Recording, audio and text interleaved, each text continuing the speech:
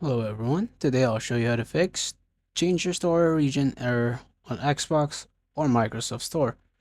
First, go ahead and open up Microsoft Store and click on the upper right corner of your profile and then click on Manage Account and Devices.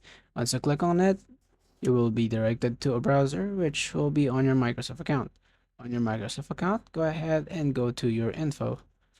On your info, go ahead and scroll down until you see your country. Make sure it's set to the country that you are currently living in. Next, on the bottom right corner of your taskbar, go ahead and right click on the time and date and click on adjust time and date. On there, make sure that the set time is automatically on and set time zone is automatically on as well, and then click on sync now. Once done, go ahead and close everything up and restart your PC. After restarting your PC, go ahead and try if the method work. That will be all today. Thank you so much. Have a nice day.